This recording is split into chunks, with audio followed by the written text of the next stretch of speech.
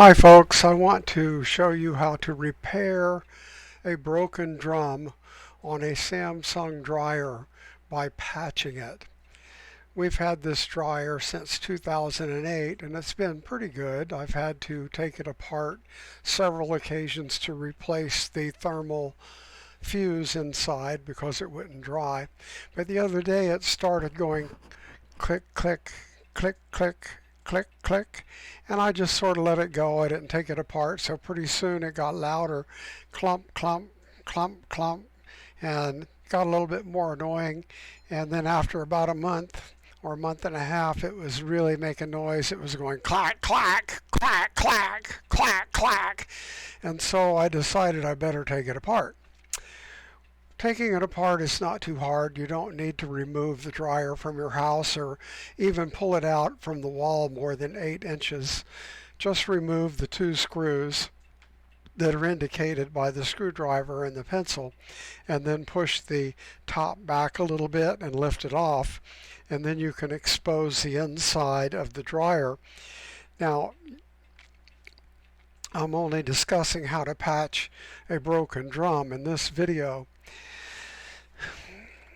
I turned the drum to where the bad spot was, and lo and behold, I found a big hole. Now apparently the hole started small and got larger, and it's a good thing I stopped when I did. Now you could buy a new drum. I found them listed on the internet with prices ranging from $168 all the way up to $381.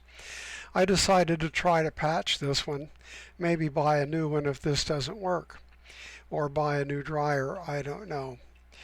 But in order to patch it, you need to buy yourself a quantity of JB Weld 5-minute clear epoxy. And don't just get the little hypodermic syringe full, that's not enough. Buy a couple of bottles, that cost me 15 bucks. And buy yourself a small roll of fiberglass cloth tape. Now the cloth tape does not have any sticky in it on the back, it's just cloth, and it's fairly thick, and you need a piece long enough to do the job. And I'm sure if you buy a roll of it, you'll have way more than enough. In order to repair the dryer, turn the hole so it's in the up position, and then mix the epoxy according to the directions, and then using rubber gloves, take your finger and smear a thin coating of epoxy over the hole.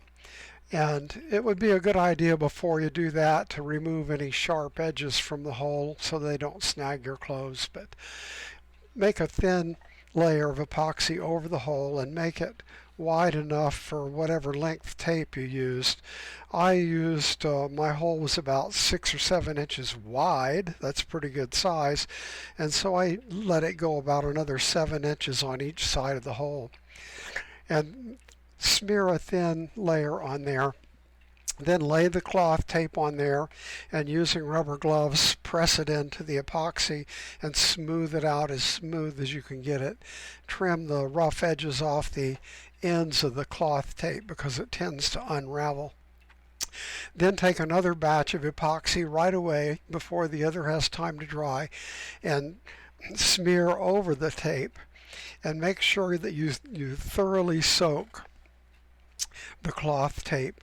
It's not a thick layer, but it's enough to thoroughly soak it, and smear it all the way the full width of the tape, and so it's stuck down really good. Then next step is to just let her dry. I let mine dry for 24 hours. I know it says on the bottle it sets in 5 minutes, and then fully cures in an hour, but I wanted to be sure, so I let it sit for 24 hours. Now in the next little video, I'm going to take a screwdriver and we're going to thump the metal, and you can hear it in the video. I'll just go peck, peck, peck with the screwdriver along the metal and then along the back, and you'll notice that what I've made is a real heavy-duty patch that sounds more solid than the metal of the drum. and where the hole was, it was paper thin. If you just tried to go over that with epoxy without having the cloth tape, it definitely wouldn't work. You got to have a good thick cloth tape in there.